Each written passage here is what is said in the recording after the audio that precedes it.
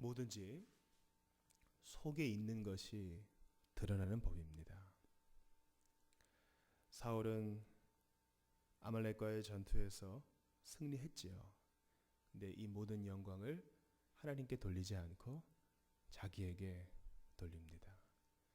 그러니까 우발적으로 어쩌다가 한번 잘못한 것이 아니요, 자기 이름을 위해서 승전비를 세우고 하나님께서 다 진멸하라고 했는데 뭔가를 남겨두고 왕도 살려놓고, 이 모든 것은 어쩌다가 실수로 잘못한 것이 아니요, 그의 마음에 있는 것이 자연스럽게 드러난다는 것입니다. 따라서 우리는 먼저 성령의 열매가 어떤 사람을 교회에 데려왔느냐, 성령의 열매가 어떤 사람을 이 자리에 앉혔느냐가 1차적이 아니라 성령의 열매는 이 성품에 다 집중되어 있음을 우리가 기억해야 합니다. 오래 참음과 자비와 화평과 절제, 이 모든 것들이 다 성품에 달린 것이죠. 왜 그렇습니까? 이 성품으로부터 밖으로 다 드러나기 때문입니다. 아주 우리가 중요하게 생각해야 할 교훈이지요. 사울의 마음에 이런 성품이 하나씩 둘씩 어그러지기 시작하니까 하나님 말씀을 조금씩 어기는 조짐이 보이다가 이제 확 터졌습니다. 우리는 이미 그 조짐을 요나단을 대하는 태도, 블레셋 전투에서 소극적으로 뒤로 물러나는 태도, 하나님께 묻지 아니하는 태도에서 조금씩 그 조짐을 보다가 이제 이 아말렉 전투 이후에 승리를 대하는 그의 모습에서 본격적으로 불이 붙은 것을 볼 수 있어요. 그러니까 어떤 사람의 행동을 통해서 그 사람의 마음을 짐작할 수 있는 것입니다. 하나님께서 사무엘에게 이 말씀을 해주시는 것이죠. 11절 말씀이 아주 중요합니다. 하나님께서 직접 말씀하십니다. 사무엘에게 내가 사울을 왕으로 세운 것을 후회하노니 그가 돌이켜서 나를 따르지 아니하며 내 명령을 행하지 아니하였음이니라 하신지라. 그래서 사무엘이 이 슬픈 소식에 온 밤을 기도하지만 그는 결코 돌이키지 않았습니다. 여기서 하나 중요하게 생각해야 될 것은, 사무엘은 사울을 위해서 간절히 기도했는데 정작 사울은 기도하지 않았다는 것입니다. 아마 자기 자신이 사무엘이 자기를 위해 기도하는 그 반만큼만 기도했어도 이런 일은 생기지 않았을 거예요. 이것이 아주 기독교의 중요한 진리입니다.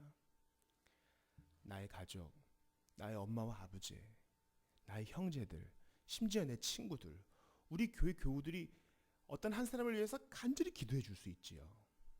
그러나 그가 믿지 않으면, 그가 스스로 무릎 꿇지 않으면 아무 유익도 없는 것입니다.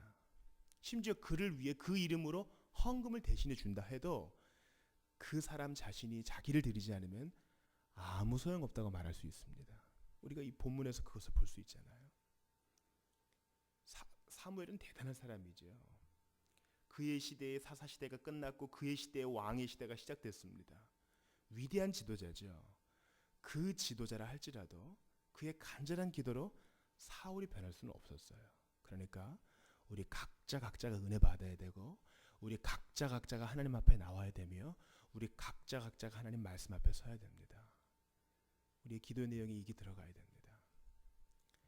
하나님, 내가 사랑하는 사람, 그를 위해 기도해 주지만 내가 대신해 주지 못하는 것 있습니다. 그가 스스로 알아서 무릎 꿇게 도와주십시오.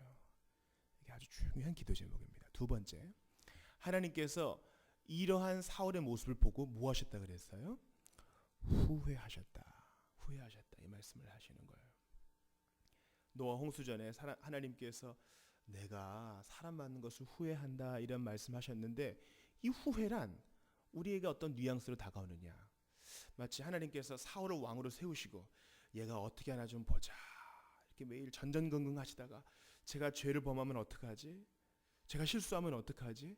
제가 나를 떠나면 어떡하지? 이렇게 걱정하시는 하나님이 아닌 것입니다. 후회했다라는 말은 주님께서 주님의 그 인격적인 모습을 우리에게 알려주시려고 인간적인 용어로 그렇게 설명하신 것이지, 우리 주님께서 미래를 모르시고 사울이 어떻게 하나 죄를 지으면 안 될 텐데 이러다가 후회하셨다는 것이 아닙니다. 우리에게 하나님의 마음, 하나님의 아파하심, 하나님의 동정하심이라는 인격성을 보여주시기 위해서 이런 표현을 쓰신 것이지요.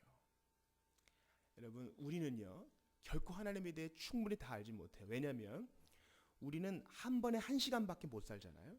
계속 흘러가는 시간 가운데 현재를 살 뿐이죠. 우린 절대 과거로 돌아갈 수도 없고 미래로 앞질러 갈 수도 없습니다. 사람은 이 시간에 매여 있어요. 그렇지 않습니까? 또한 사람은 공간에 매여 있어요. 우리는 한 번에 한 공간밖에 있지 못합니다. 사람은 동시에 이곳과 미국 두 군데에 있지 못하죠.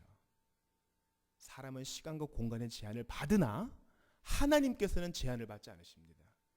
하나님은 과거, 현재, 그리고 지금 이 모든 것이 다 그분께는 현재입니다. 우리는 결코 이것을 이해하지 못할 거예요. 그러나 성경은 그분은 시간과 공간의 제한을 받지 아니하시는 전능하신 하나님이 말씀하십니다. 그분은 또한 우리처럼 공간의 제약도 받지 않아요. 그분은 동시에 이스라엘과 대한민국 동시에 임재하시고 모든 사람의 기도를 받으시고 찬양을 받으시지요. 그런 주님께서 인간적인 수준에서 후회하셨다는 것이 아닙니다. 사울이 타락할 것도 내다보셨습니다. 그런데 지금 그가 넘어지는 것을 보고 깊은 동정과 가슴 아픔을 우리에게 알려주시는 것입니다. 하나님이 모르셔서 그런 것이 절대 아니에요. 하나님의 인격적인 그 마음을 우리에게 보여주시는 겁니다. 그런데 보세요. 이미 내다보신 하나님께서 드디어 사울이 넘어지니까 잘 됐어, 꼴 좋다 이렇게 말씀하지 않으십니다. 신명기를 통해서 여호수아와 모세를 통해서 심지어 사무엘을 통해서 너네 왕을 세우지 말아라. 너의 왕은 여호와 하나님이니 너희가 이방신을 따라서 이방 나라를 따라서 왕을 세우면 더 큰 노역과 항상 군대에 끌려가야 되고 너희에게 좋을 것이 없다 이렇게 말씀하셨잖아요. 그런데 드디어 사울 왕이 세워지고 그가 처음에 잘하는 것 같다가 넘어집니다. 그때 하나님께서 그렇지, 내가 말한 대로 됐지, 뭐라 그랬어, 잘 됐어 이렇게 하지 않으시고 후회하시며 깊은 슬픔을 표현하실 때 우리는 하나님의 사랑과 인자하심을 이 본문에서도 찾아볼 수 있는 것입니다. 11절 보세요. 내가 사울을 왕으로 세운 것을 후회하노니 그가 돌이켜서 나를 따르지 아니하며 내 명령을 행하지 아니하였음이니라. 주님께서 이것에 대한 깊은 우려와 애석함을 표현하시는 것입니다. 이제 하나님께서 이제 사울을 보내셔서 사무엘이 사울을 만나러 갑니다. 13절을 보십시오. 사무엘이 사울에게 이른즉, 도착했습니다. 사울이 받겠죠. 사울이 그에게 이르되 원하건대 당신은 여호와께 복을 받으소서. 그리고 뭐라 그럽니까? 내가 여호와의 명령을 행하였나이다. 반가운 거예요. 하지만 한켠에는 캥기는 게 있어요. 그의 양심이 지금 그를 참수하고 있는 것입니다. 그래서 물어보지도 않았는데 내가 여호와의 명령을 행했습니다 이렇게 말해요. 분명히 하나님 말씀에 모든 것을 멸하라고 했는데 살아있는 것들이 좀 울고 있거든요. 짐승들이. 그러니까 물어보기 전에 캥기는 것을 먼저 말하게 돼 있어요. 어떤 사람이 밝게 빵긋빵긋 웃으면서 자기의 속사정을 다 얘기할 때 우리는 거기에 있는 어두운 그림자도 볼 줄 알아야 됩니다. 뭔가 캥기는 것이 있는 거예요. 사울은 지금 내가 여호와의 명령을 행했습니다. 그걸로 지금 감추고 싶은 거예요. 제가 지금 남겨둔 거예요. 이거 다 명령을 행한 거예요. 이렇게. 그러자 사무엘이 뭐라 그럽니까? 14절 같이 읽겠습니다. 시작.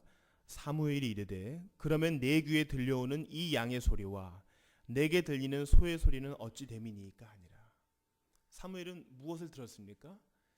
사울의 위선 어린 거짓도 듣고 또 한편으로는 짐승들의 울음도 듣고. 원래 사무엘은 뭘 들어야 돼요? 사무엘이여, 내가 여호와께 죄를 범했습니다. 이걸 들어야 되는데 사무엘은 사울의 거짓을 듣고 사울의 양심이 가만히 있으니까 지금 짐승들이 지금 참소하는 거예요. 울면서 내가 살아있어요. 사울이 죄를 범했어요. 그러니까 하나님께서 신자를 그냥 죄에 방임하시지 않는 것입니다. 때로는 믿지 아니하는 사람들에게 정죄를 받으면서도 정신 차리게 하실 때가 있는 것이지요. 때로는 나귀가 말을 해서 부끄럽게 하는 경우와 같이 피조물과 말 못하는 것들을 통해서 우리 신자들을 경책하실 때가 있는 거예요. 사울이 입 다물고 있으니까 짐승들이 우는 것을 보십시오. 그리고 그것을 듣고 사무엘이 정신 차리게 합니다. 이 소리는 뭡니까? 그래서 15절, 오늘 이 15절 말씀이 아주 중요합니다. 사울이 이르되 그것은 무리가 아말렉 사람에게서 끌어온 것인데, 무리가 아말렉 사람에게서 끌어온 것인데, 9절을 보시겠습니까? 9절 보시면 사울과 백성이 아각과 그의 양과 소의 가장 좋은 것 또는 기름진 것과 어린 양과 모든 좋은 것을 남기고 살려둔 것은 사울과 백성이 한 것인데, 여기서 변명할 때 15절에서는 뭐라 그래요? 그것은 무리가 끌어온 것인데. 변명이죠. 변명이에요. 우리는 여기서 에덴 동산의 모습을 그대로 봅니다. 너 왜 그랬느냐? 뱀이 그랬습니다. 너는 왜 그랬느냐? 당신이 만들어준 여자가 그랬습니다. 서로에게 지금 책임을 넘기고 있어요. 제가 잘못했습니다. 이거 한마디면 될 것을 계속 피해가는 것입니다. 그 뒤를 보십시오. 백성이 당신의 하나님 여호와께 제사하려 하여, 또 거짓말을 하고 있어요. 남긴 것은 제사하기 위함이 아니요, 남긴 것인데 하나님께 제사하기 위함이었다고 거짓말을 할 뿐더러 누구의 하나님? 당신의 하나님. 사무엘 듣기 좋게 지금 가머니살 하는 거죠. 하나님은 우리의 하나님이요, 나와 너의 하나님인데 당신의 하나님. 어떻게 넘어가고 싶은 거예요. 그러나 하나님께서는 사울의 마음을 보셨고 이를 정당하게 다루십니다.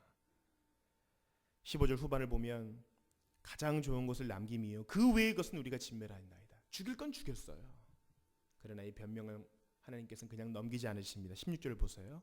사무엘이 사울에게 이르되 가만히 계시옵소서. 더 이상 변명하지 말고 입 다물고 하나님의 말씀을 들으십시오. 이것입니다. 오늘 본문은 신자의 태도, 그리고 교회를 찾아오는 모든 사람들의 태도를 가장 잘 보여주는 본문 중에 하나라고 할 수 있겠습니다. 어떤 사람이 학력이 좋고 좀 잘 차려입고 입으로 술술술술 말을 잘한다 할지라도 우리는 그 사람의 마음을 보기까지는 그 사람 참 괜찮다 할 수 없는 것입니다.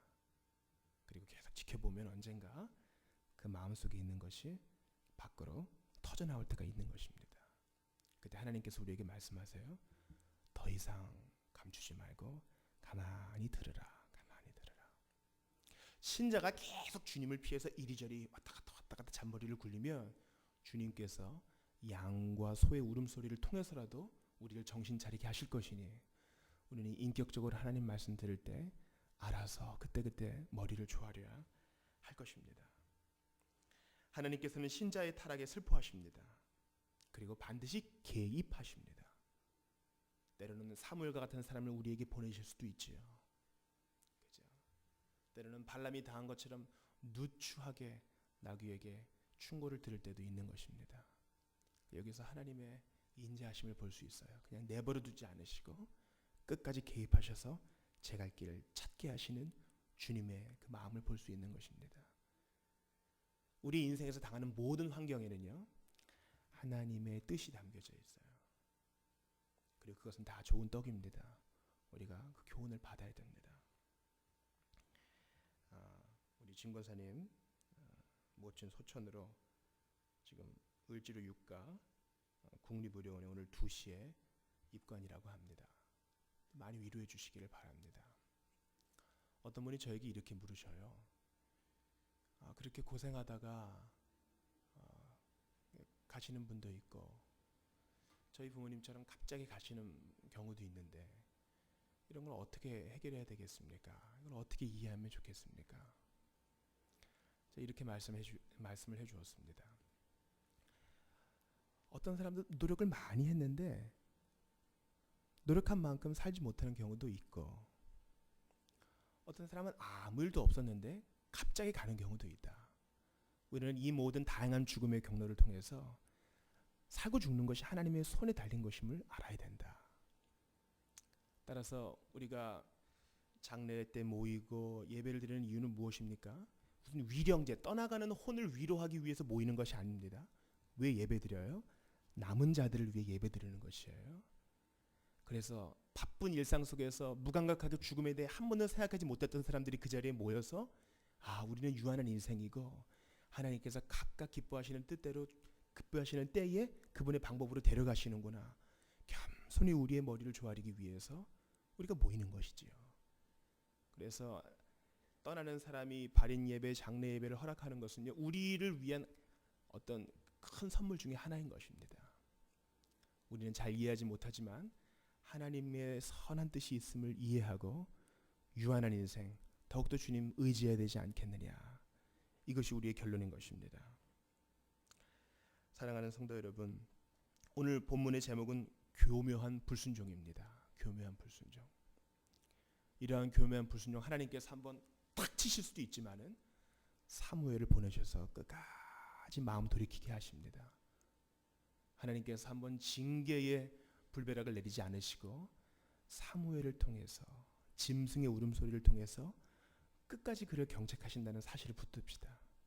그래서 하나님께서 사람이 무엇이간데 주께서 저를 생각하시나이까, 우리로 하여금 이렇게 고백하게 하시는 거예요. 사람이 무엇이간데 주께서 저를 생각하십니까? 인생에게 베푸신 주님의 선하심이 크시니 오늘도 모든 방편을 통해 말씀하시고 특별히 기록된 말씀을 통해 우리에게 교훈 주셨으니 사울처럼 넘어지지 않고 하나님을 근심케 하거나 후회케 하지 않고 오늘도 주의 길을 잘 달려갈 수 있도록 도와주시옵소서 기도해야 할 것입니다. 오늘 열방을 위한 기도는 1964년에 독립한 탄자니아 연합공화국을 위한 기도입니다. 아프리카 동부에 있는 탄자니아 교회를 향한 끊임없는 환난과 핍박 중에도 예수 그리스도를 따라 계속해서 걸어가는 담대한 성도들이 되게 하소서. 탄자니아를 위해서 기도해 주시고요. 우리 교우들을 위해서, 또 상을 당한 자를 위해서, 또한 우리 자신을 위해서 먼저 기도합시다. 하나님, 내가 사울처럼 되지 아니하고 주님 앞에 더 이상 핑계대지 아니하고 제가 그랬습니다. 제 욕심이었고 제 교만이었고 저의 모자람이었습니다. 겸손히 주님 앞에 고백합시다. 또한 한 가지를 또한 붙듭시다. 사무엘이 아무리 밤새워 기도해도 사울이 변할 수 없는 것은 각자 하나님 앞에 나아가야 한다고 말씀을 드렸습니다. 하나님, 내가 사랑하는 사람, 나도 그를 위해 기도하지만 나의 사랑하는 아들, 나의 사랑하는 딸,